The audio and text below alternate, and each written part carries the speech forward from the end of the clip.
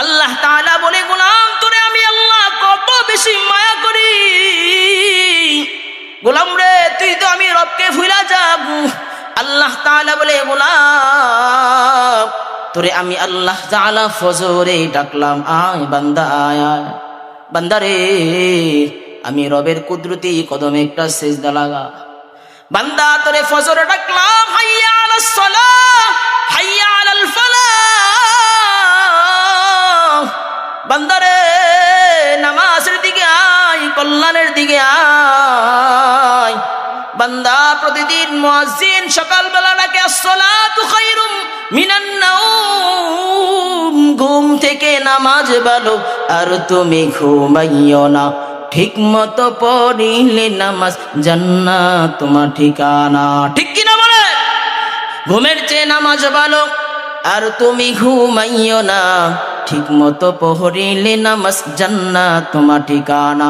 একটুখানি নেকের তোরে রোজ হাসরের মাঠেতে, ছেলে ঘুরবে বাবার পিছে বাবা ছেলের আগেতে।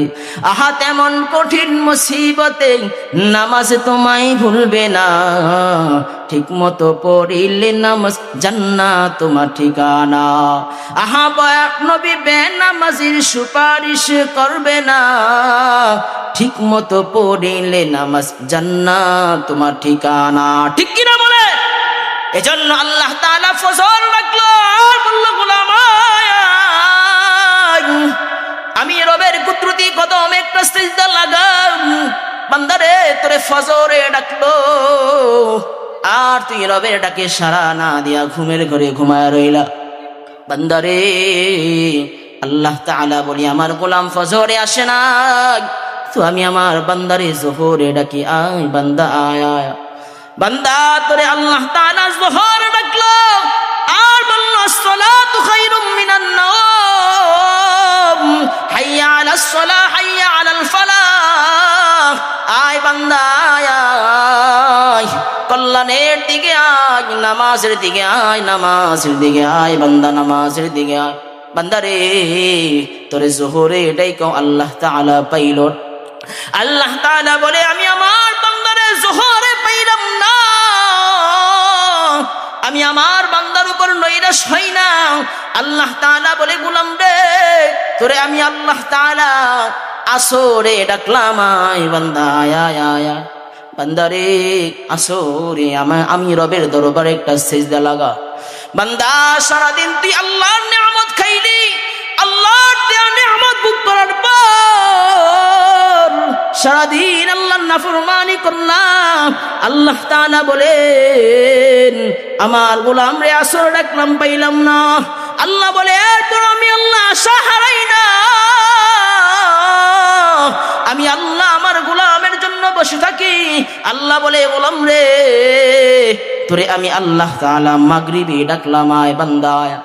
বান্দা রে আমি রবের কুদরতি কদমে একটা সিজদা লাগা, আমি আল্লাহকে আল্লাহ বলে একটা ডাক দে। আল্লাহ ডাকে সারা দিলা না রে গোলাম, যখন তোমার মাগরিব পায় নাই আল্লাহ বলে আমার গোলাম মাগরিব আসে না, আমার গোলাম এশায় আসবে, কারণ আমি আমার বান্দারে বড় ভালোবাসি, আমি তো আমার বান্দারে বড় মায়া করি, মহাব্বত করি। আমার গোলাম আমার বান্দা এশায় আসবে। মুয়াজ্জিন যখন আবার এশারে ডাকে, আয় বান্দা রবের কুদরতি কদমে একটা সিজদা লাগাও। বান্দারে তোরে এশাও পায় না। আল্লাহ তাআলা বলে গোলাম তোরে এশারে ডাকলাম, সারাদিন ডাকলাম তোরে পাইলাম না, এশা পর্যন্ত তোর ডাকলাম, এশার নামাজ তোর পাইলাম। আল্লাহ বলে আমি আমার বান্দার উপর নৈরাশ হই না, আমি আল্লাহ শেষ রজনীতে প্রথম আসমানে আরশ থেকে আয়েশা বলি আমার বান্দার জন্য, বলে আল্লাহু আকবার, আমি আমার বান্দার জন্য প্রথম আসমানে আয়েশা ডাকতে থাকি, আয় গোলাম আয়। গোলাম রে আমি রব থেকে তোরে কিসে ফিরা রাখলো, আমি আল্লাহ থেকে তোরে কিসে ভুলা রাখলো। দুনিয়ার মা আপন দুনিয়ার বাবা আপন সব একদিন বিলীন হয়ে যাবে, কি না সব একদিন দূর হয়ে যাবে। আল্লাহ তাআলা তোরে শেষ রজনীতে ডাইকা ডাইকা আবার পরের দিন ফজরে ডাকলো, এমন ভাবে তোরে প্রতিদিন ডাইকা ডাইকা আল্লাহ পায় না। আল্লাহ বলে আমার বান্দা মৃত্যুর আগে একবার যদি আমি আল্লাহকে আল্লাহ বলে ডাক দেই, সেই আশায় আমি আমার বান্দার কলবে তাকায়া থাকি। বলেন সুবহানাল্লাহ। আল্লাহ তাআলা সারা পৃথিবীর মধ্য থেকে শ্রেষ্ঠত্ব দিয়েছেন, ঘোষণাটা আল্লাহ তাআলা পবিত্র কালামের মধ্যে দেন। আল্লাহ তাআলা বলেন ওয়ালাকাদ কাররামনা বনি আদম। আল্লাহ তাআলা পবিত্র কালামের মধ্যে বলেন আমি বনি আদমকে শ্রেষ্ঠত্ব দিয়ে দুনিয়ার জমিনে সৃষ্টি করেছি। সুবহানাল্লাহ। আল্লাহ তাআলা পবিত্র কালামের মধ্যে বলেন বনি আদমকে শ্রেষ্ঠত্ব দিয়ে দুনিয়ার জমিনে আমি আল্লাহ তাআলা পাঠাইলাম। স্বাভাবিক দৃষ্টিতে প্রশ্ন আসতে পারে, এত এত বড় বড় প্রাণী, বড় বড় পশু পাখি থাকা সত্ত্বেও আল্লাহ তাআলা দুর্বল একটা মানুষকে কেন শ্রেষ্ঠত্ব দিয়েছে? প্রশ্ন আসেনি? কথা বলেন। আল্লাহ তাআলা কেন মানুষকে শ্রেষ্ঠত্ব দিয়েছেন? পৃথিবীর বুকেতে অনেক প্রাণী আছে, মানুষ থেকে বড় দেহ গঠনে আকৃতিতে বড় প্রাণী আছে না নাই? বড় বড় প্রাণী থাকা সত্ত্বেও আল্লাহ তাআলা কেন মানুষকে শ্রেষ্ঠত্ব দিলেন? আল্লাহ তাআলা বলেন মানুষকে আমি আল্লাহ তাআলা শ্রেষ্ঠত্ব দিয়েছি একটাই কারণ, মানুষ দুনিয়ায় যায় আমি রবের ইবাদত করবে। বলেন সুবহানাল্লাহ। আল্লাহ তাআলা বলে মানুষকে আমি আল্লাহ শ্রেষ্ঠত্ব দিলাম, মানুষ যেন আমি রবের ইবাদত করে। কারণ পৃথিবীর বুকে সমস্ত মাখলুককে সৃষ্টি করেছেন বনি আদমের খেদমতের জন্য। ঠিক কিনা বলেন? বনি আদমের খেদমতের জন্য আল্লাহ তাআলা সমস্ত মাখলুককে সৃষ্টি করলেন। আল্লাহ তাআলা বলেন সমস্ত মাখলুককে সৃষ্টি করলাম বনি আদমের খেদমতের জন্য, আর আমি আল্লাহ তাআলা মানুষকে সৃষ্টি করলাম আমি রবের গোলামির জন্য। বলেন সুবহানাল্লাহ। আল্লাহ তাআলা আমাদেরকে রবের গোলামির জন্য দুনিয়ায় পাঠাইলেন। ও দুনিয়ার মানুষেরা তোমরা শুনে নাও, তোমাদেরকে দুনিয়ায় পাঠাইছে রবের গোলামির জন্য। কিন্তু বাহ্যিক দৃষ্টিতে আমরা দেখতে পাই দুনিয়ায় আইসা আমরা দুনিয়ার কাজে এত পরিমাণে ব্যস্ত হয়ে যাই, আল্লাহ তাআলা আমাদেরকে যে রবের গোলামির জন্য পাঠাইছেন সেটা আমরা ভুলে যাই। কথা বলেন ঠিক কিনা? সেটা আমরা ভুলে যাই, সেটা আমাদের স্মরণে আসে না, যেখানে আসে না।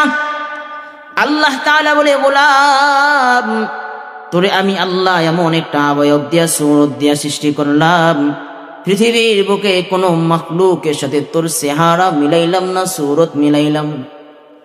আল্লাহ তাআলা কোরআনের অপর আয়াতের মধ্যে বলেন লাকাদ খালাকনাল ইনসানা ফি আহসানি তাকওয়িম। আল্লাহ তাআলা বলেন মানুষকে আমি আল্লাহ তাআলা এমন একটা অবয়ব দিয়েছি, এমন একটা সুরত দিয়েছি, এমন একটা আকৃতি দিয়েছি যে পৃথিবীর বুকে আর কোনো প্রাণীকে, কোনো জন্তুকে আমি আল্লাহ তাআলা সেই অবয়ব দেই নাই, প্রাণী দেই নাই। সুবহানাল্লাহ। আল্লাহ তাআলা মানুষকে সুন্দর একটা চেহারা দিয়েছেন। কেমন সুন্দর চেহারা মানুষকে দিলেন! আল্লাহ তাআলা বলে গোলাম তোর নাকের জায়গায় নাক দিলাম, চোখের জায়গায় চোখ দিলাম, মুখের জায়গায় মুখ দিলাম, হাতের জায়গায় হাত দিলাম, পায়ের জায়গায় পা দিলাম, মাথার জায়গায় মাথা দিলাম। সব কিছু আমি আল্লাহ তাআলা নিজের হাতে দান করলাম, নিজেই দান করলাম। সবগুলি আমি আল্লাহ তাআলা তোরে দিলাম যাতে করে গোলাম তুই আমি রবের ইবাদত করতে পারো, আমি রবের গোলামি করতে পারো। বলেন সুবহানাল্লাহ। আল্লাহ তাআলা আমাদেরকে দুনিয়ায় পাঠাইছেন আল্লাহর গোলামির জন্য, কিন্তু আমরা মানুষ এত পরিমাণে নিমক হারাম হয়ে গেলাম।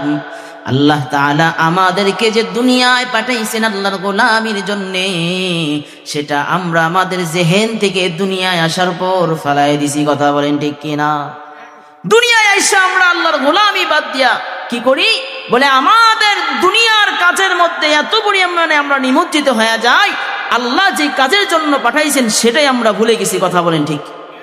সেটাই ভুলে গেছি। এজন্য দেখবেন নেক আমলের কথা যখন বলা হয় তখন মানুষের সংখ্যা কম থাকে। কথা বলেন ঠিক কিনা? মানুষের সংখ্যা কম থাকে, যেটার প্রমাণ আজকে আপনারা বলেন আপনাদের এই নয়ানগর গ্রামের মধ্যে কি এই পরিমাণ মানুষ না আরো আছে? জোরে করে বলেন, আরো জোরে বলেন। এর থেকে বেশি মানুষ আছে। তারা জানে এটা সুন্দর জায়গা, তারা জানে এখানে বসলে কোরআন হাদিসের কথা শোনা যায়। সব কিছু জানার পরও আসবে না, এমন আছে না? নাই, আসবে না। কারণ তাদের ভালো কথা ভালো লাগে না, ভালো কথা ভালো লাগে না। নচেত যদি তাদের অন্তরের মধ্যে রব যে ইবাদতের জন্য পাঠাইছে সে চিন্তা চেতনা যদি থাকতো তো আজকে এই মাঠের মধ্যে জায়গা দেওয়া যাইতো না। কথা বলেন ঠিক কিনা? মানুষের জায়গা দেওয়া যাইতো না। আরে ভাই, দুনিয়ার সব কিছু নিয়ে বিবাদ থাকতে পারে, দুনিয়ার সব কিছু নিয়ে ঝগড়া থাকতে পারে, কোরআন হাদিস নিয়ে কেউ ঝগড়া করে? আল্লাহকে নিয়ে কোনো ঝগড়া আছে? এত সুন্দর মাহফিল, এটা নিয়ে কোনো ঝগড়া আছে? যদি কেউ করে মনে করবেন তার অন্তরের মধ্যে গাবলা আছে। কথা বলেন ঠিক? তার অন্তরে সমস্যা আছে। কারণ কোরআন এক, আল্লাহ কয়জন, নবী কয়জন, কোরআন কয়জন, ইসলাম ধর্ম কয়টা? সব কিছু যদি একটা হয় তো আমি আর আপনি বিভেদ হইয়া লাভটা হইল কি বলেন? আমি আর আপনি বিভেদ হইয়া আমাদের জিন্দেগিকে আমরা ধ্বংস করছি। কথা বলেন ঠিক কিনা? মনে রাখেন, বিভেদ কইরা ইসলাম নিয়ে ভাগাভাগি কইরা কেউ সফল হতে পারে নাই, বরং সে তার নিজের জিন্দেগি শেষ করে জাহান্নামী হয়েছে। কথা বলেন ঠিক কিনা? সে নিজের জিন্দেগি ধ্বংস করে ফেলছে। এজন্য ইসলাম নিয়ে কখনো ঝগড়া বিবাদ করতে নাই। ইসলাম এক, সেটা জানতে হবে, শুনতে হবে, মানতে হবে। আপনার বুঝে আসুক কি না বুঝে আসুক। কথা বলেন ঠিক কিনা? আপনার বুঝে আসুক কিংবা না বুঝে আসুক, আল্লাহর বিধান এটা সত্য। আপনার জেহেনে ধরুক কিংবা না ধরুক, সেটা মানার নামই ইসলাম। কথা বলেন ঠিক কিনা? সেটা মানার নামই ঈমান। এজন্য ভাইয়েরা আমার, আল্লাহ তাআলা আমাদেরকে শ্রেষ্ঠত্ব দিয়ে বানাইছেন এই জন্য যাতে করে আল্লাহ তাআলার ইবাদত আমরা করতে পারি। কথা বলেন ঠিক কিনা? এজন্য ভাইয়েরা আমার, দুনিয়ায় বাঁচতে হলে ইবাদতের প্রয়োজন আছে না নাই? জোরে করে বলেন। অবশ্যই ইবাদতের প্রয়োজন আছে। কারণ পরকালটা তো বড় ভয়ঙ্কর যদি আমল ছাড়া যান। কথা বলেন ঠিক কিনা? আমল ছাড়া যদি পরকালে যান, কবরে যদি আমল ছাড়া যান, আল্লাহর কসম কবর আপনার সাথে ভালো ব্যবহার করবে না। কথা বলেন ঠিক কিনা? কারণ কবরের মধ্যে আমলের হিসাব হবে। বলবে না যে তোমার কয়খানি জায়গা ছিল, কত সম্পদ ছিল, এটা বলবে না। তোমার কি নাম ছিল, সুনাম ছিল, এটা বলবে না। বলবে তুমি কি নিয়ে আসছো, কি আমল তুমি নিয়ে আসছো সেটা দাও। কবর সেদিন আমল চাবে, আমল চাবে। এজন্য আল্লাহ তাআলা আমাদেরকে মায়ার একটা নবী আমাদেরকে দান করেছেন। তিনি হলেন দু জাহানের বাদশা নবী মুহাম্মদুর রাসূলুল্লাহ সাল্লাল্লাহু আলাইহি ওয়াসাল্লাম। এত পরিমাণে মায়া, এত পরিমাণে দরদ আল্লাহ নবী সাল্লাল্লাহু আলাইহি ওয়াসাল্লামকে দেওয়া হয়েছে। আল্লাহ নবী তার জিন্দেগিতে, সারাটা জিন্দেগিতে শুধু উম্মতের জন্য কান্না করে গেছে। বলেন সুবহানাল্লাহ। শুধু উম্মতের জন্য ফিকির করে গেছে। উম্মত উম্মত, সারাটা জিন্দেগি নবীজি উম্মতের জন্য কেঁদে গেছে। নবী জানে যে আমার উম্মত হায়াত বড় সংকীর্ণ, তার হায়াত বড় সংকীর্ণ। নবী করিম সাল্লাল্লাহু আলাইহি ওয়াসাল্লাম বলেন 60 থেকে 70 বছর হায়াতের জিন্দেগি উম্মতে মুহাম্মদী পাবে। কথা বলেন ঠিক কিনা? হায়াত সংকীর্ণ। আবার এই উম্মত এমন জঘন্যতম অপরাধ করে, যে জঘন্যতম অপরাধের কারণে আল্লাহ তাআলা আমাদেরকে ধ্বংস করে দেওয়ার কথা। কথা বলেন ঠিক কিনা? কিন্তু শুধুমাত্র আল্লাহ তাআলা আমাদের উপর দয়া করছেন, মায়া করছেন আমার আপনার নবী মুহাম্মদুর রাসূলুল্লাহ সাল্লাল্লাহু আলাইহি ওয়াসাল্লামের দোয়ার কারণে। সুবহানাল্লাহ। মায়ার নবী দোয়া করছেন, আল্লাহ ও দয়ার মালিক, আমার উম্মত বড় দুর্বল, আমার উম্মত বড় দুর্বল, আমার উম্মতের হায়াতের জিন্দেগি বড় সংকীর্ণ। আল্লাহ গো, আমার উম্মত বারবার গুনাহ করবে, বারবার গুনাহ করবে। অন্যান্য জাতিকে যেমন ভাবে ধ্বংস করেছেন গুনাহ করার কারণে, আল্লাহ আপনি আমার উম্মতকে ধ্বংস করিয়েন না। আমার উম্মত গুনাহ করলে আপনি একটু ছাড় দিয়েন, আল্লাহ তাআলা সেই দোয়ার বদলতে গুনাহ করলে আমাদেরকে ছাড় দেয়। আল্লাহ সরাসরি আযাব দিয়া ধ্বংস করে না, কথা বলেন ঠিক কিনা? আল্লাহ তাআলা সরাসরি আযাব দিয়ে আমাদেরকে ধ্বংস করেন। আল্লাহ বলে তোরে সুযোগ দিলাম গোলাম। আল্লাহ তাআলা বলেন তোরে আমি আল্লাহ কেমন সুযোগ দিলাম? বলে বান্দা তুই গুনাহ করলে সাথে সাথে তোরে পাকড়াও করা হয় না, বরং নবীর দোয়াতে তোরে সুযোগ দেওয়া হয়। যখন মাত্রা অতিরিক্ত তুমি বেড়ে যাও তখনই আমার আযাব তোমারে ধ্বংস করে, কথা বলেন ঠিক কিনা? আল্লাহ তাআলা আমাদেরকে সুযোগ দেয়, বারবার সুযোগ দেয়, এরপরও যদি না বুঝেন, না আসেন, মনে রাখবেন দুইটা চোখ যেদিন বন্ধ হবে সেদিন বুঝবেন যে দুনিয়ার এই মজমাগুলি কত দামি ছিল, কথা বলেন ঠিক কি? এই মজমাটা অনেক দামি। নবী করিম সাল্লাল্লাহু আলাইহি ওয়াসাল্লামের হাদিসের পরিভাষায় নবী বলেন দুনিয়ার মধ্যে সবচাইতে উত্তম জায়গা, দুনিয়ার মধ্যে জান্নাতের বাগান হলো যেই মজমার মধ্যে বসে আল্লাহ এবং তার নবীর শানে কথা হয়, যে মজমার মধ্যে কোরআনের কথা হয়, হাদিসের কথা হয়। নবী করিম সাল্লাল্লাহু আলাইহি ওয়াসাল্লাম বলেন দুনিয়ার বুকে সেই মজমা হলো সবচাইতে শ্রেষ্ঠ তথা জান্নাতের বাগান, বলেন সুবহানাল্লাহ। তাহলে বোঝা যায় নবীজির হাদিসের ভাষ্যমতে নিঃসন্দেহে আমাদের এই মজমাটা জান্নাতের বাগান, কথা বলেন ঠিক কি? এই মজমাটার দাম আল্লাহ তাআলার নিকট অনেক বেশি। কত বেশি আপনারা শুনবেন, কথা বলেন শুনবেন? আপনারা জানার ইচ্ছা আছে? এখনো বলছি, যাহারা এদিক সেদিক ঘোরাফেরা করছেন, মনে করছেন আরো পরে আসবেন, ভাই সময়টা যদি চলে যায় আর আসবে না, কথা বলেন ঠিক কিনা? আপনি বাহিরে থাকলেও সময় যাবে, এই মজমার মধ্যে থাকলেও সময় যাবে, কথা বলেন ঠিক কিনা? হেলায় খেলায় সময় নষ্ট করতেছেন, মেহেরবানি করে অনুরোধ করছি আপনারা এই দৃশ্যটি ঘোরাফেরা না করে বাড়ির মধ্যে বসে না থেকে আপনারা সুন্দর করে এই জান্নাতের বাগানে এসে উপস্থিত হয়ে যান। আল্লাহ আসার তৌফিক দান করুন, আমিন। এই মজমাটা কত দামি। নবী করিম সাল্লাল্লাহু আলাইহি ওয়াসাল্লাম বলেন আল্লাহ তাআলা মানুষের খেদমতের জন্যে, মানুষের হেফাজতের জন্যে আল্লাহ তাআলা প্রত্যেক গ্রামে কিছু ফেরেশতা নিযুক্ত করেন। কি নিযুক্ত করেন? জোরে করে বলেন, ফেরেশতা নিযুক্ত করেন। যেমন আপনাদেরকে সহজে উদাহরণ দিলে বুঝবেন, আপনাদের গ্রাম অঞ্চলে অথবা শহর অঞ্চলে দোকান পাহারা দেওয়ার জন্য লোক রাখেন কি রাখেন না? নাইট গার্ড রাখেন না? রাখেন, যাতে করে দোকানে কোনো ক্ষতি না হয়। তদ্রূপ আল্লাহ তাআলা দুনিয়াতে কিছু ফেরেশতা পাঠায়া দেন, যেই ফেরেশতাদের কাজ হলো ওই ফেরেশতারা বনি আদমকে সেফটি দেয়। বনি আদম রাতের বেলা ঘুমাবে, আল্লাহ তাআলার যত প্রাণী আছে, কত বিষাক্ত প্রাণী আছে না নাই, যত হিংস্র প্রাণী আছে না নাই, এই হিংস্র প্রাণী, বিষাক্ত প্রাণী যেন বনি আদমের কোনো ক্ষতি না করতে পারে, কোনো কষ্ট যেন না দেয়, এজন্য আল্লাহ তাআলা কিছু ফেরেশতা নিযুক্ত করেন প্রত্যেক গ্রামের জন্য। যখন মাগরিবের আজান হয়ে যায়, আজান, আল্লাহ তাআলা একদল ফেরেশতা জমিনের মধ্যে পাঠায়া দেন। ওই ফেরেশতাদের কাজই হলো মানুষকে সেফটি দেওয়া, মানুষকে নিরাপত্তা দেওয়া। প্রত্যেক গ্রামের মোড়ে মোড়ে, প্রত্যেক গ্রামের রাস্তায় রাস্তায় ফেরেশতারা হাঁটতে থাকে আর মানুষদেরকে সেফটি দিতে থাকে। মানুষের নিরাপত্তা দেওয়ার জন্য পাহারাদারের কাজের মধ্যে ফেরেশতারা নিযুক্ত হয় আল্লাহর হুকুমে। ফেরেশতারা রাস্তায় রাস্তায় হাঁটতে থাকে। রাস্তায় রাস্তায় হাঁটার পর তারা একটা পর্যায়ে এমন হয়ে যায়, ফেরেশতারা যখন দেখতে পারে এলাকার মধ্যে সবচাইতে উত্তম জায়গা, সবচাইতে পবিত্র জায়গা, যেই জায়গার মধ্যে বসিয়া কোরআনের কথা হয়, যে জায়গার মধ্যে আল্লাহ তাআলার পরবরত্বের কথা হয়, নবীর শানে কথা হয়, ফেরেশতারা ওই মজমার মধ্যে একের পর এক আইসা বইসা যায়। হাদিসের মধ্যে পাওয়া যায় আল্লাহ নবী সাল্লাল্লাহু আলাইহি ওয়াসাল্লাম বলেন, এক গ্রামের ফেরেশতারা আর এক গ্রামের ফেরেশতাদেরকে ডাইকা ডাইকা বলে, এমন সুন্দর একটা মজমা আমরা পাইলাম, যেই মজমার মধ্যে কোরআনের কথা হয়, হাদিসের কথা হয়, চলো আমরা সেই মজমার মধ্যে বসা যাই।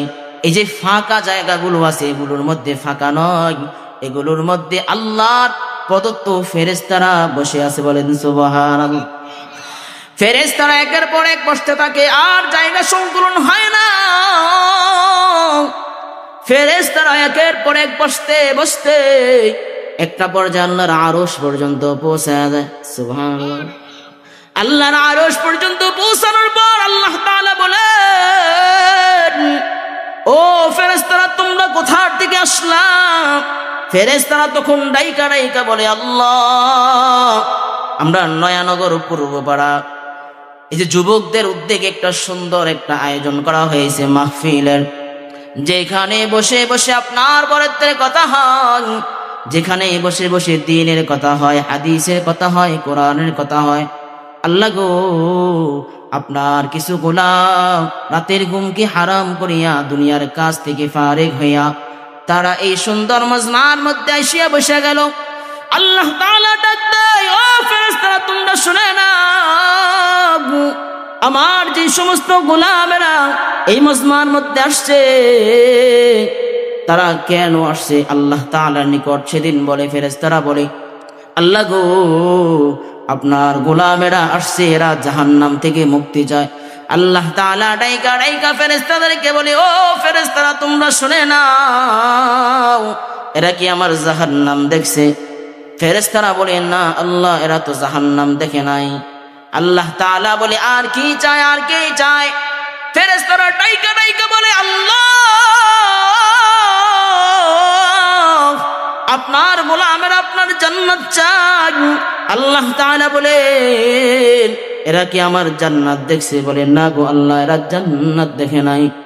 আল্লাহ তাআলা বলে, এরা যদি জান্নাত দেখতো, এরা যদি জাহান্নাম দেখতো, তাহলে এদের কি হালত হইতো? বলে, আল্লাহ গো, এরা যদি জাহান্নাম দেখতো তাহলে এরা জাহান্নাম থেকে পালানোর চেষ্টা করতো। ওগো আল্লাহ, এরা যদি আপনার জান্নাত দেখতো তো এরা জান্নাতের জন্য দুনিয়ার সব কিছু ছেড়ে দিত, এরা জান্নাতের জন্য দৌড়াইতো। আল্লাহ তাআলা বলে, গোলাম, ও ফেরেশতারা তোমরা সাক্ষী থাকো, আমার যে সমস্ত বান্দারা জাহান্নামের ভয়ে জান্নাতের আশায় বসছে রে, আমি আল্লাহ তাআলা তোমাদের সামনে ঘোষণা দিলাম, এদেরকে আমি মাফ করে জান্নাতের বাসিন্দা বানায় দিলাম। বলেন সুবহানাল্লাহ। আল্লাহ তাআলা আমাদেরকে জান্নাতের ঘোষণা দেন, ফেরেশতাদের মজমায় আমাদেরকে জান্নাতের ঘোষণা দেন। অতএব বুঝেন, যারা এই মজমা থেকে বাহিরে আছে এরা কি এই আওতাধীন? কথা বলেন। যারা এই মজমা থেকে দূরে আছে এরা নিঃসন্দেহে নিজের কপাল নিজে পুরা ফেলছে। কথা বলেন ঠিক কি না? কিছুই করার নাই। মন এমন একটা জিনিস, শয়তান কখনো ভালো কাজের প্রতি উৎসাহ দেয় না। কথা বলেন ঠিক কি না? শয়তানের কাজ হলো কখন তারে ধোঁকা দিয়ে জাহান্নামে নেওয়া, এটা শয়তানের কাজ। আর আমার আপনার কাজ হবে যে শয়তান আমাকে দূর রাখতেছে নেক কাজ থেকে, আমি সব কিছু বাদ দিয়া নেক কাজে অগ্রসর হব। কথা বলেন ঠিক কি না? এটাই হলো ইমানদারের কাজ, এটা হলো মুমিন বান্দার কাজ। এজন্য ভাইয়েরা আমার, এই মজমাটা বড় দামি মজমা, বড় দামি মজমা। আল্লাহ তাআলা বলেন, গোলাম, আমি তোমাদেরকে এমন একটা নবী দান করলাম যেই নবীর মধ্যে শুধু মায়া আর মায়া। কি বলেন? কথা মনে আসেনি? নবীর মধ্যে বড় মায়া, বড় মায়া। এমন একজন নবী আল্লাহ তাআলা আমাদেরকে দিলেন যে নবীর পুরাটা শরীর পুরা মায়া। শুধু উম্মতের জন্য ফিকির করছে আর উম্মতের জন্য ফিকির করছে। ও দুনিয়ার মুসলমান, এমন একজন নবী পাইলাম, তুমি আর আমি নবী পাইছি, কিন্তু আমাদের কষ্ট করা লাগে নাই। কথা বলেন ঠিক কি না? ইসলামের প্রথম জমানায় নবীজি এত কষ্ট করছেন যে কষ্ট আমাদের করতে হয় না। কথা বলেন ঠিক কি না? আমাদের সেই তুলনায় কষ্টই করতে হয় নাই। আমরা জন্মসূত্রে মুসলমান, নামও মুসলমান, কাজ করলে করলাম, না করলে নাই। আমাদের অবস্থা এমন। কথা বলেন ঠিক কি না? মুসলমানটা নাম লেবাস লাগাইছি, একটা সাইনবোর্ড টাঙাইছি, নাম মুসলিম নাম, কিন্তু আপনি যে এমন কাজ করেন যেটা মুসলমান থেকে বাইর হয়ে গেছেন। কথা বলেন ঠিক কি? এমন কাজ আমাদের দ্বারা হয়। অথচ আল্লাহ তাআলা আমাদেরকে পাঠাইছেন আল্লাহর ইবাদতের জন্য, সেই ইবাদত থেকে আমরা দূরে সরে গেলাম। আল্লাহ নবী সাল্লাল্লাহু আলাইহি ওয়াসাল্লাম বলেন, ইসলামের প্রথম যুগে মুসলমানরা এত পরিমাণে কষ্ট করছে, এত পরিমাণে কষ্ট করছে। হযরত খাব্বাব রাদিয়াল্লাহু তাআলা আনহুর ব্যাপারে বলা হয়, হযরতে খাব্বাব রাদিয়াল্লাহু তাআলা আনহু ইসলামের জন্য বহু কষ্ট করছেন। আল্লাহ নবীর সাহাবী হযরতে খাব্বাব ইসলামের জন্য এত পরিমাণে কষ্ট করলেন।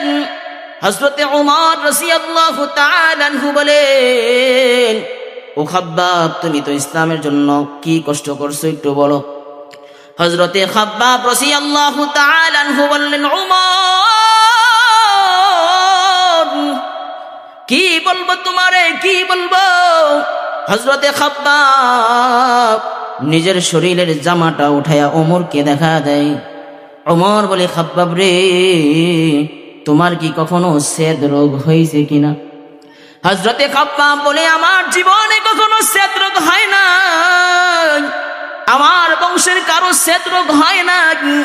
হযরতে ওমর বলে, খাব্বাব, তোমার পিঠের অবস্থাটা এমন কেন রে খাব্বাব?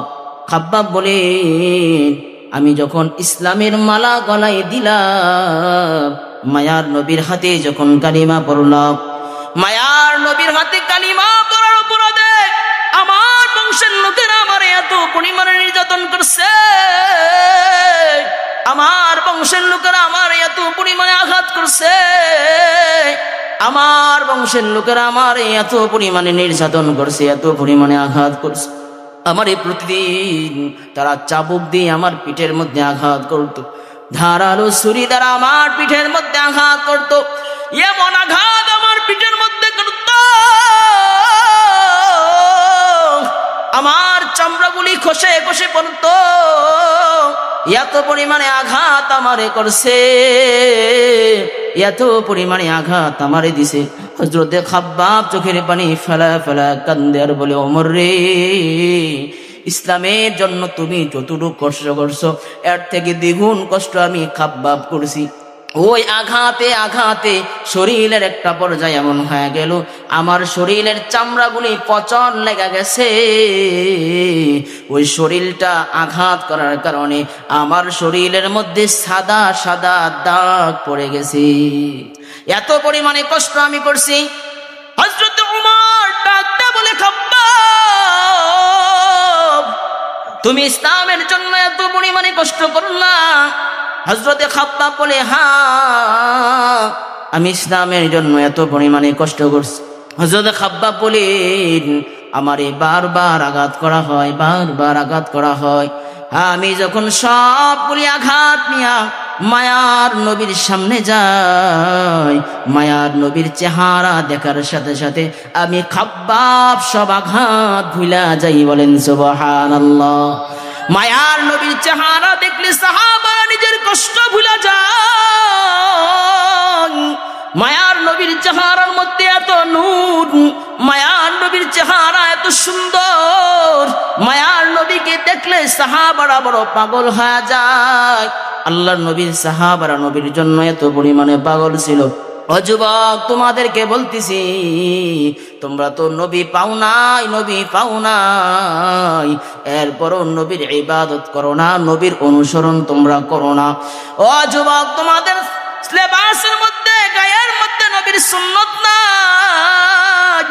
মায়ার নবীকে যখন সাহাবারা পাইতো, আল্লাহর নবীকে পাওয়ার সাথে সাথে সাহাবারা নিজের সব কিছু নবীর জন্য বিলায় দিত। বলেন সুবহানাল্লাহ। আল্লাহ নবীর সাহাবারা বলেন, নবীর চেহারা এত সুন্দর, নবীর চেহারা এত সুন্দর, আমরা যখন নবীর চেহারা দেখতাম দুনিয়ার সব দুঃখ জ্বালা যন্ত্রণা আমাদের দূর হয়ে যাইত। সুবহানাল্লাহ। শুরু করে বলে, নবীর চেহারা দেখলে দূর হয়ে যাইত সব জ্বালা যন্ত্রণা। আম্মা জান আয়েশা রাদিয়াল্লাহু তাআলা আনহা বলেন, নবীর চেহারা কত সুন্দর, নবীর চেহারা কত সুন্দর। আম্মা জান আয়েশা রাদিয়াল্লাহু তাআলা আনহাকে মদিনার মেয়েরা একবার প্রশ্ন করলো, ও গো আম্মা জান, শুনতে পাইলাম মিশরের নবী, মিশরের নবী হযরত ইউসুফ আলাইহিস সালাতু ওয়াস সালামকে দেখার পর জুলাইখার বান্দারা তাদের হাত কাটা ফেলছে। বলে, এত সুন্দর চেহারা আল্লাহ তাআলা ইউসুফ নবীকে দান করেছেন। জুলাইখার বান্ধবীরা ফল কাটতে যায় নিজের হাত কাটা ফেলছে। আল্লাহ নবীকে প্রশ্ন করলেন, মদিনার মেয়েরা, ওগো আয়েশা, তুমি বলো না আমার আপনার নবী কেমন সুন্দর, মুহাম্মদুর রাসূলুল্লাহ কেমন সুন্দর। আম্মা জান আয়েশা রাদিয়াল্লাহু তাআলা আনহা বলেন, ওই মিশরের ইউসুফ নবীর জায়গায় যদি দু জাহানের বাদশা নবী মুহাম্মদুর রাসূলুল্লাহ সাল্লাল্লাহু আলাইহি ওয়াসাল্লাম হইতো, তাহলে ওই মিশরের মেয়েরা নবীর চেহারা দেখা নিজের হাত নয় বড় গোটা কলিজা কেটে ফেলতো। বলেন সুবহানাল্লাহ। আম্মা জান আয়েশা রাদিয়াল্লাহু তাআলা আনহা বলেন, প্রতিদিন মানুষের সূর্য পূর্ব আকাশে উঠিয়া পশ্চিম আকাশে ডুবে যায়, সকালবেলা পূর্ব আকাশে উঠে, সন্ধ্যা হলে পশ্চিম আকাশে ডুইবা যায়। আম্মা জান আয়েশা বলেন, আমারও একটা সূর্য আছে, আমার সূর্যটা প্রতিদিন এশার নামাজের পরে আমার ঘরে উদিত হয়। বলেন সুবহানাল্লাহ। আল্লাহর নবীর চেহারার শান বর্ণনা করতে যায় আম্মা জান আয়েশা রাদিয়াল্লাহু তাআলা আনহা বলেন, নবী যখন এশার নামাজের পরে আমার ঘরের মধ্যে আসতো, নবীর চেহারার আলোতে আমার ঘরটায় আলো আলোকিত হয়ে যাইত। বলেন সুবহানাল্লাহ। নবীর চেহারা এত সুন্দর, নবীর চেহারা এত সুন্দর। আম্মা জান আয়েশা রাদিয়াল্লাহু তাআলা আনহা বলেন, আমি একবার সুই দিয়া সেলাইয়ের কাজ করতেছিলাম, ওই সেলাইয়ের কাজ করার সময় আমার হাত থেকে সুইটা পড়ে গেল। ঘটনাচক্রে কফিটাও যে বাতিটা ছিল বাতিটাও নিভে গেল। চেরাগ বাতি নিভান পর আমি অপেক্ষায় রইলাম, সুই খুঁজে পাইলাম না। নবী মুহাম্মদুর রাসূলুল্লাহ সাল্লাল্লাহু আলাইহি ওয়াসাল্লাম এশার নামাজের পরে যখন আমার ঘরে আসলো, নবীর বরকতে ঘর এত পরিমাণে আলোকিত হয়ে গেল, আমি দেখতে পাইলাম আমার সুইটা খুঁটির কর্নারে পড়ে আছে। বলেন সুবহানাল্লাহ। আল্লাহ তাআলা বরকত আমি নবী আমাদেরকে দিলেন, বরকত আমি নবী আমরা পাইলাম, বরকত আমি নবী আল্লাহ তাআলা আমাদেরকে দান করলেন। আল্লাহ তাআলা বলেন, এই নবীর মধ্যে আমি আল্লাহ তাআলা এত পরিমাণে মায়া দিছি, উম্মতের জন্য মায়া। আল্লাহ নবী সাল্লাল্লাহু আলাইহি ওয়াসাল্লাম যখন ওয়াফাতের সময় হয়ে যান, আর জমিন শেষ করে পরলোকে যখন চলে যান, তার আগে নবী করিম সাল্লাল্লাহু আলাইহি ওয়াসাল্লামের দরবারে আজরাইল মালাকুল মউতকে পাঠিয়ে দেন। জিবরাইল মালাকুল মউতকে নিয়ে আসেন। আয়েশা নবীর হুজরা খানার দরজার সামনে মালাকুল মউত দাঁড়ায় থাকে। আচ্ছা বলেন তো, যদি মৃত্যুর ফেরেশতা মালাকুল মউত আসে, তখন বলেন তো কোনো দরজা জানালার প্রয়োজন আছে? কোনো অনুমতির প্রয়োজন আছে? কারো থেকে পারমিশন নেওয়া দরকার আছে? কোনো জানলা দিয়ে ঢুকতে হবে নির্দিষ্ট আছে? কোন সময় আসবে নির্দিষ্ট আছে? না না না, দুনিয়ার জমিনে একজনই নবী আল্লাহ তাআলা দিলেন, যার রূহ বের করার সময় আল্লাহ তাআলা মালায়েকা ফেরেশতাদের সরদার জিবরাইল এবং আল্লাহ তাআলা আজরাইলকে পাঠিয়ে দিলেন। আজরাইল দরজার সামনে দাঁড়ায় রইলেন নবীজির হুজরাখানায়। হুজরাখানার দরজার সামনে দাঁড়ায়া নবীকে সালাম দেয়। নবী সালামের উত্তর নেয়। জিবরাইল আমিন বললেন, আল্লাহর নবী, ইনি হলেন আজরাইল, ইনি মানুষের রূহ কবজ করেন। আল্লাহ তাআলা আপনার দরবারে পাঠাইলেন। আল্লাহ তাআলা আপনার কাছে এই জন্য পাঠাইছেন, যদি আপনি অনুমতি দেন তো আপনার রূহ কবজ করা হবে, আর যদি অনুমতি না দেন তাহলে রূহ কবজ করা হবে না। সুবহানাল্লাহ। আল্লাহ নবীর কাছে আজরাইল মালাইকা আল্লাহ তাআলার কাছে আল্লাহ তাআলা আজরাইলকে পাঠিয়ে দেন। আজরাইল আয়েশা নবীর দরবারে হাজির।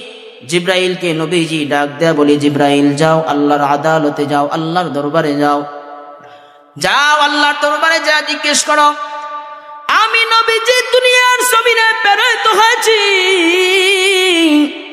আমি নবীজি দুনিয়ার জমিনে আসলাম আমার উম্মতের জিম্মাদারি নিয়া। আমি নবী দুনিয়ায় আসার পর আমার উম্মতকে জাহান্নাম থেকে জান্নাতের দিকে নিয়ে গেল। আমি আসছি জান্নাতের পথ দেখানোর জন্যে। হাইরে যদি আমি নবী দুনিয়ায় না থাকি তো আমার এই উম্মতের কি উপায় হবে বলেন সুবহানাল্লাহ। নবীজি মৃত্যুর আগে উম্মতের ফিকির আর চোখ বেয়ে বেয়ে নবীর পানি বের হয়। ও যুবক আজও মদিনা নবী তার রওজার ধারে বৈশা বৈশা উম্মতের জন্য কান্দে আর বলে উম্মত রে দুনিয়ার মুখে পইরা আল্লাহ রে ভুলো না, আমি নবী রে ভুলো না রে উম্মত রে, দুনিয়ার মুহে পইরা জাহান্নামী হয়ও না। আল্লাহর নবী আজ মদিনায় উম্মতের জন্য কাঁদে। জিবরাইল আল্লাহর আদালতে যাওয়ার পর আল্লাহকে ডাইকা ডাইকা বলে আল্লাহ গো আপনার নবী আমাকে পাঠাইছেন, যদি নবীজি অনুপস্থিত থাকে তো তার উম্মতের কি উপায় হবে, তার উম্মতের জিম্মাদারি কে নেবে।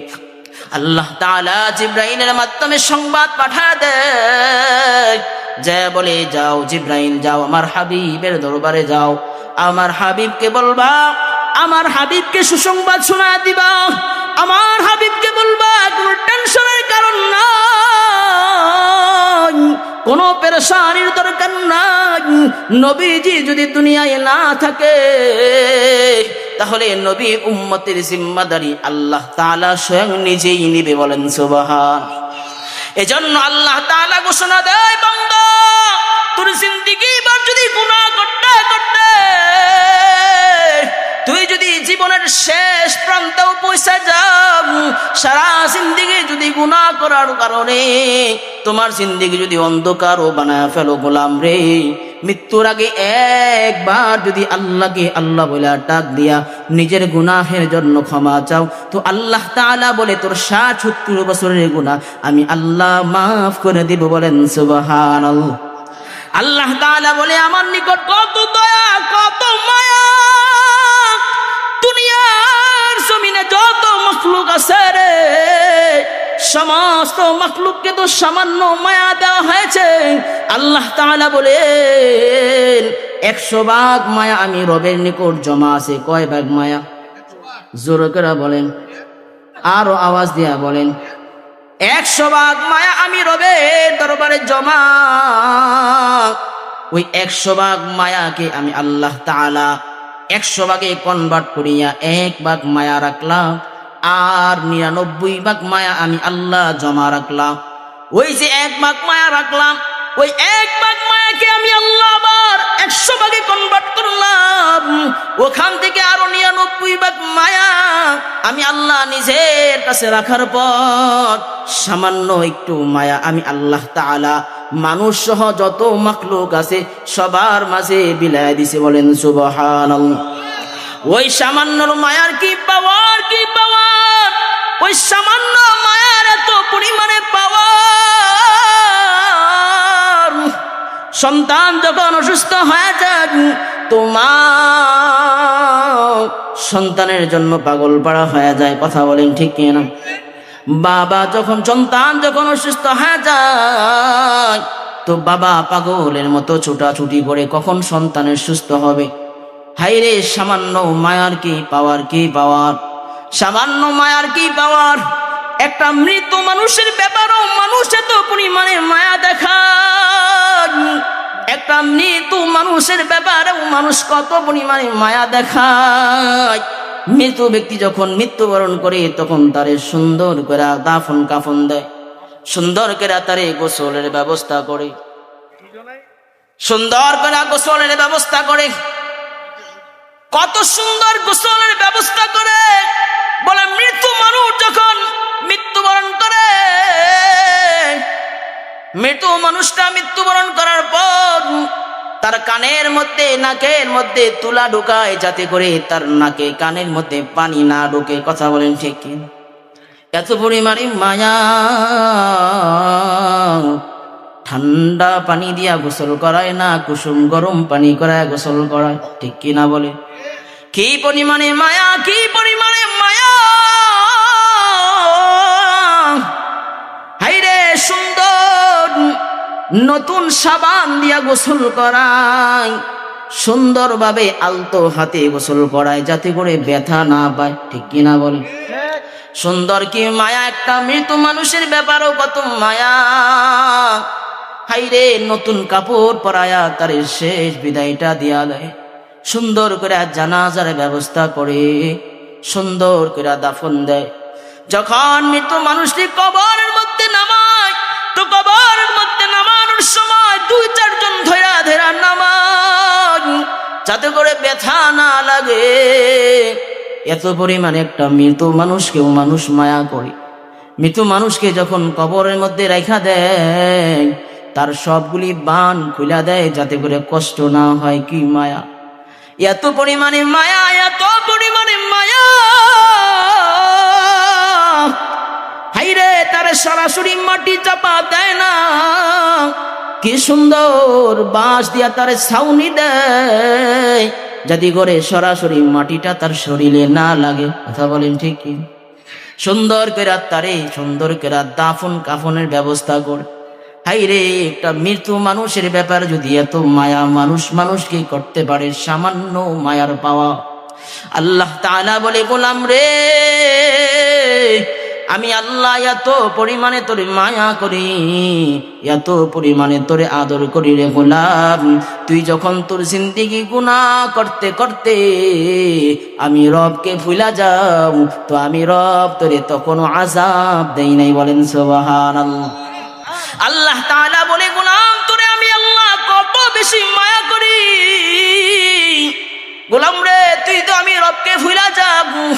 আল্লাহ তাআলা বলে, গোলাম তোরে আমি আল্লাহ তাআলা ফজরে ডাকলাম, আয় বান্দা আয়। বান্দা রে, আমি রবের কুদরতি কদমে একটা সিজদা লাগা। বান্দা তোরে ফজরে ডাকলাম, হাইয়া আলাস সালাহ, হাইয়া আলাল ফালাহ। বান্দা রে, নামাজের দিকে আয়, কল্যাণের দিকে আয়। বান্দা, প্রতিদিন মুয়াজ্জিন সকালবেলা ডাকে, আসসালাতু খায়রুম মিনান নাওম, ঘুম থেকে নামাজ ভালো, আর তুমি ঘুমাইও না। ঠিক মতো পড়িলে নামাজ জান্নাত তোমার ঠিকানা। ঠিক কিনা বলে? ঘুমের চেয়ে নামাজ ভালো, আর তুমি ঘুমাইও না। ঠিক মতো পড়িলে নামাজ জান্নাত তোমার ঠিকানা। একটুখানি নেকের তোরে রোজ হাসরের মাঠেতে, ছেলে ঘুরবে বাবার পিছে, বাবা ছেলের আগেতে। আহা, তেমন কঠিন মুসিবতে নামাজ তোমায় ভুলবে না। ঠিক মতো পড়িলে নামাজ জান্নাত তোমার ঠিকানা। আহা, বয়াক নবী বেনামাজির সুপারিশ করবে না। ঠিক মতো পড়িলে নামাজ জান্নাত তোমার ঠিকানা। ঠিক কিনা বলে? এজন্য আল্লাহ তাআলা ফজর রাখলো, আর বলল, গোলাম আমি রবের কুদরতি কদমে একটা সিজদা লাগাম। বান্দারে, তোরে ফজরে ডাকলো, আর তুই রবের ডাকে সাড়া না দিয়া ঘুমের ঘরে ঘুমায় রইলা। বান্দারে, আল্লাহ তাআলা বলি, আমার গোলাম ফজরে আসে না, তো আমি আমার বান্দারে জোহরে ডাকি, আয় বান্দা আয় আয়। বান্দা, তোরে আল্লাহ তাআলা জোহরে ডাকলো, আর বলল, আসসালাতু খায়রুম মিনান নাওম, হাইয়া আলাস সালাহ, হাইয়া আলাল ফালাহ। আয় বান্দা আয়, কল্যাণের দিকে আয়, নামাজের দিকে আয়, নামাজের দিকে আয়। বান্দা, নামাজের দিকে আয়। বান্দা রে, তোরে জোহরে ডাইকো আল্লাহ তাআলা পাইল। আল্লাহ তাআলা বলে, আমি আমার বান্দারে জোহরে পাইলাম না, আমি আমার বান্দার উপর নৈরাশ হই না। আল্লাহ তাআলা বলে, গোলাম রে, তোরে আমি আল্লাহ তাআলা আসরে ডাকলাম, আয় বান্দা আয় আয় আয়। বান্দা রে, আসরে আমি রবের দরবারে একটা সিজদা লাগা। বান্দা, সারাদিন তুই আল্লাহর নিয়ামত খাইলি, আল্লাহর দেয়া নিয়ামত ভোগ করার পর সারাদিন আল্লাহর নাফরমানি করলাম। আল্লাহ তাআলা বলেন, আমার গোলাম রে আসর ডাকলাম, পাইলাম না। আল্লাহ বলে, এরপর আমি আল্লাহ আশা হারাই না। আমি আল্লাহ আমার গোলামের জন্য বসে থাকি। আল্লাহ বলে, গোলাম রে, তোরে আমি আল্লাহ তাআলা মাগরিবে ডাকলাম, আয় বান্দা আয়। বান্দারে, আমি রবের কুদরতি কদমে একটা সিজদা লাগা, আমি আল্লাহকে আল্লাহ বলে একটা ডাক দে। আল্লাহ ডাকে সারা দিলা না রে গোলাম। যখন তোমারে মাগরিবে পায় নাই, আল্লাহ বলে আমার গোলাম মাগরিবে আসে না, আমার গোলাম এশায় আসবে, কারণ আমি আমার বান্দারে বড় ভালোবাসি, আমি তো আমার বান্দারে বড় মায়া করি, মহাব্বত করি। আমার গোলাম আমার বান্দা এশায় আসবে। মুয়াজ্জিন যখন আবার এশারে ডাকে, আয় বান্দা রবের কুদরতি কদমে একটা সিজদা লাগাও। বান্দারে তোরে এশাও পায় না। আল্লাহ তাআলা বলে গোলাম তোরে এশারে ডাকলাম, সারাদিন ডাকলাম, তোরে পাইলাম না, এশা পর্যন্ত তোর ডাকলাম, এশার নামাজ তোর পাইলাম। আল্লাহ বলে আমি আমার বান্দার উপর নৈরাশ হই না।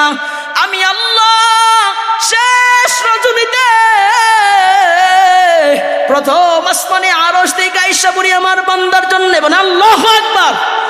আমি আমার বান্দার জন্য প্রথম আসমানে আয়েশা ডাকতে থাকি, আয় গোলাম আয়। গোলাম রে, আমি রব থেকে তোরে কিসে ফিরা রাখলো, আমি আল্লাহ থেকে তোরে কিসে ভুলা রাখলো।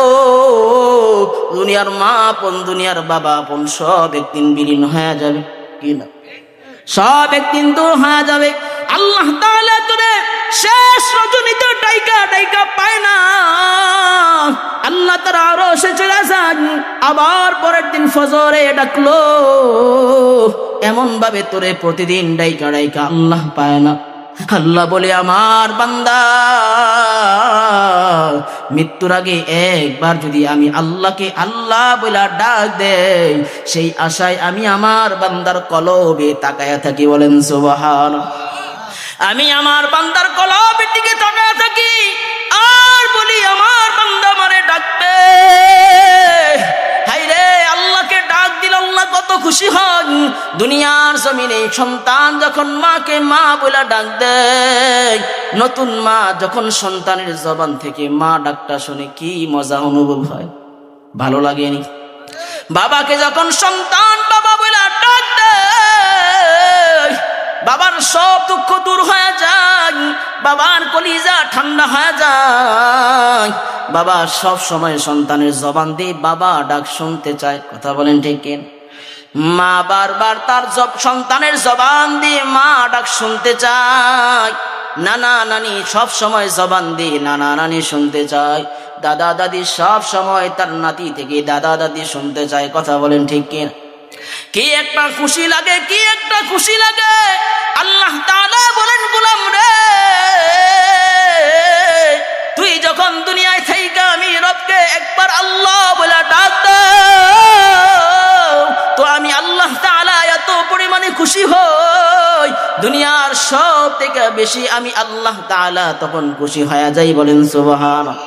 আল্লাহ তাআলা বলে গোলাম রে, তোর জবানের দিকে তোর কলবের দিকে আমি আল্লাহ সব সময় চায়া থাকি। বলেন সুবহানাল্লাহ। সব সময় আপনার আমার অন্তরের দিকে, কলবের দিকে, জবানের দিকে, জিহ্বার দিকে আল্লাহ তাআলা তাকায়া থাকে আর বলে আল্লাহ। আল্লাহ বলে আমার গোলাম আমার একটা ডাক দিবে, সে অপেক্ষায় আমি সব সময় অপেক্ষমান। বলেন সুবহানাল্লাহ। সে অপেক্ষায় থাকে আর বলে গোলাম আমারে ডাক দে, আমার ডাক দে।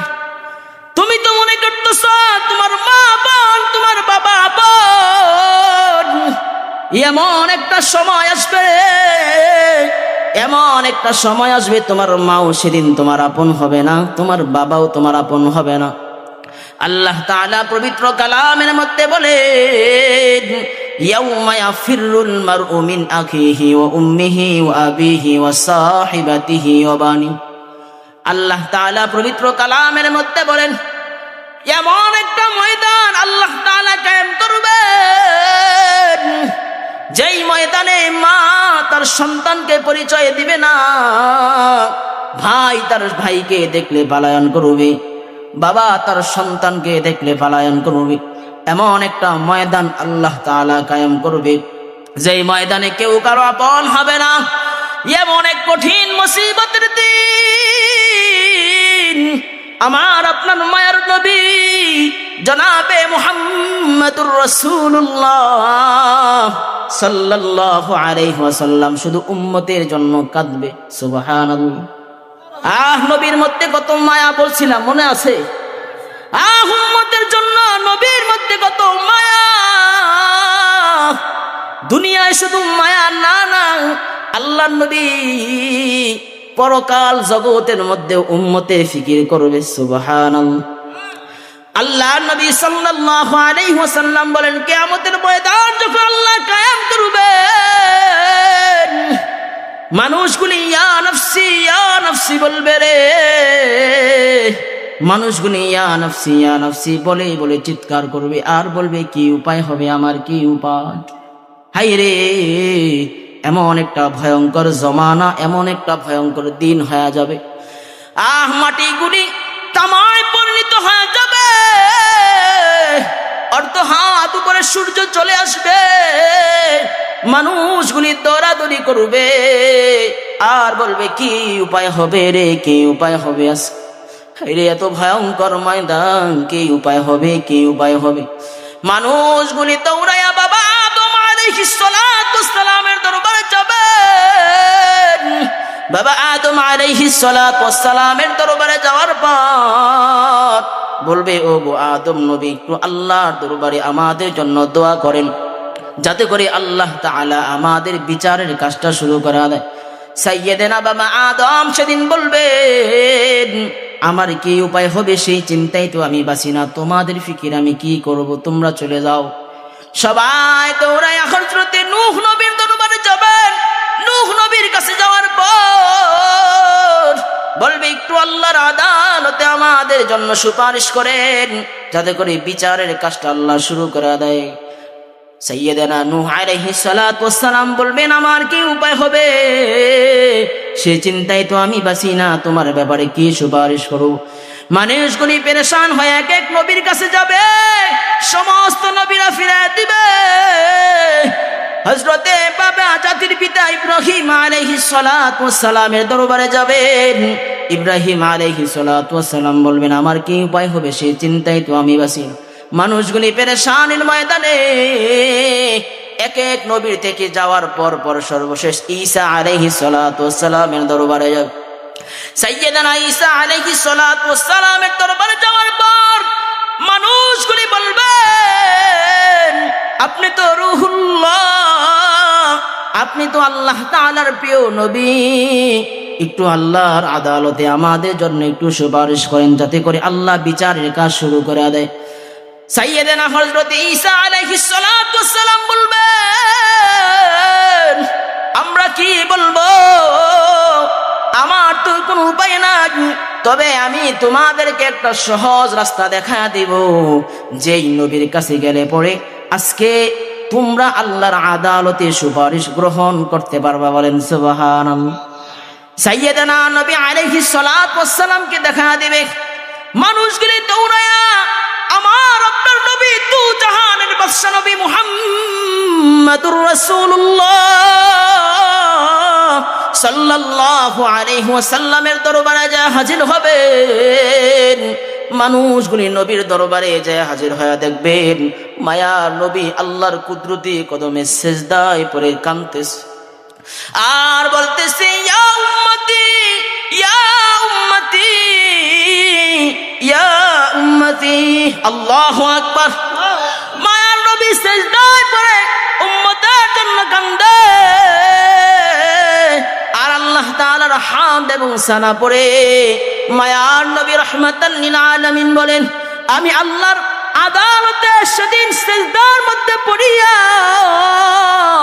এত পরিমাণে আল্লাহর হামদ এবং সানা পড়ব রে, সব কুলি হামদ এবং সানা যদি আমার এক পাল্লায় রাখা হয় আর সারা দুনিয়ার সমস্ত মানুষের হামদ এবং সানা যদি আরেক পাল্লায় রাখা হয়, সেদিন কিয়ামতের ময়দানে আমি নবীর হামদ এবং সানার ওজন বেশি হবে। বলেন সুবহানাল্লাহ।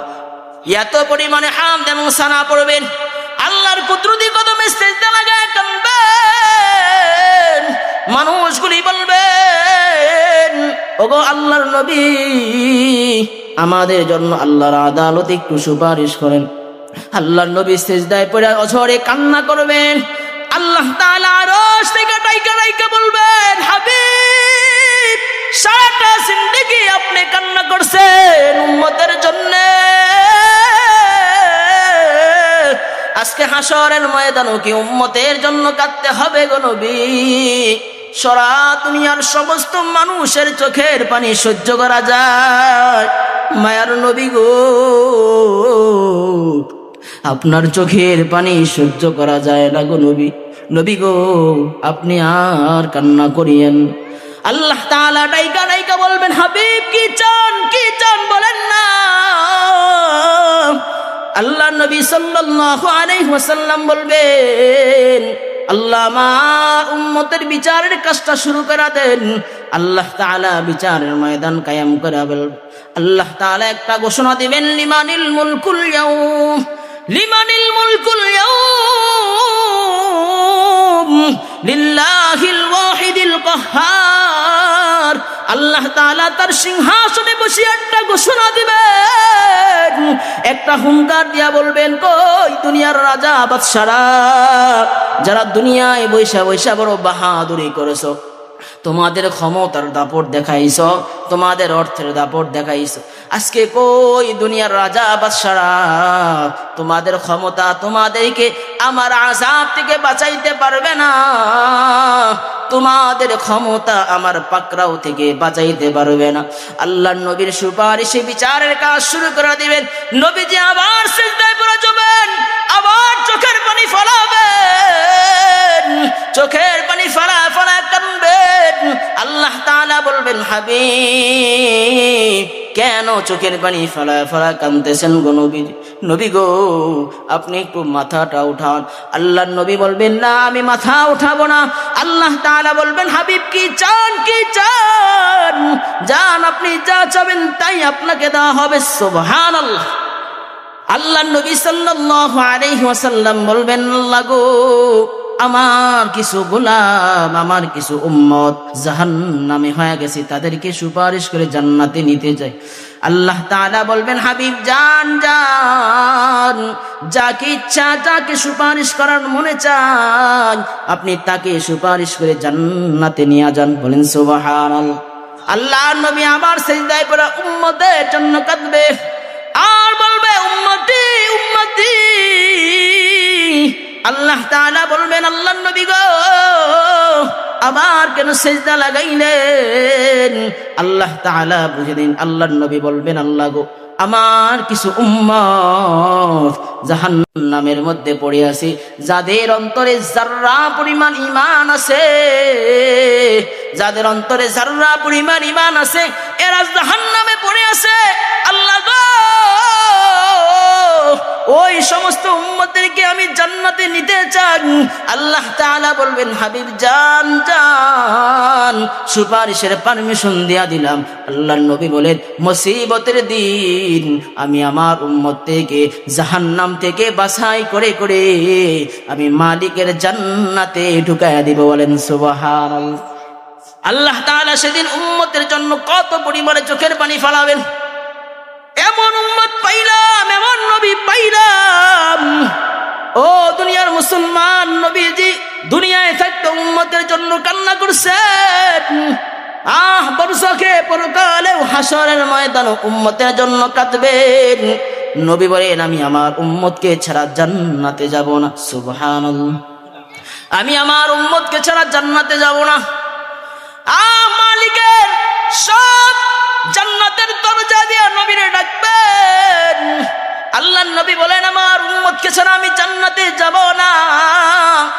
এমন একটা ময়দান সেদিন কায়েম হবে, হিসাবের ময়দান যখন কায়েম হবে, আল্লাহর নবী বলেন, আমি আমার উম্মতকে পার করার জন্য একবার জান্নাতে যাব, একবার মিজানের দাঁড়িপাল্লায় দাঁড়ায় থাকব। উম্মতকে পার করার জন্য আমি একবার ফুলসিরাতের গোড়ায় যাব। হায়রে উম্মতের জন্য আমি একবার জাহান্নামের কিনারায় যাব। আর দেখব উম্মত কোথাও ধরা খাইছে কিনা, সেই চিন্তায় ফিকিরে আমি থাকব। উম্মত যদি সামান্য গুনাহ করার কারণে ধরা খেয়ে যায়, উম্মতকে সুপারিশ করে জান্নাতে নিয়ে যাব। সুবহানাল্লাহ।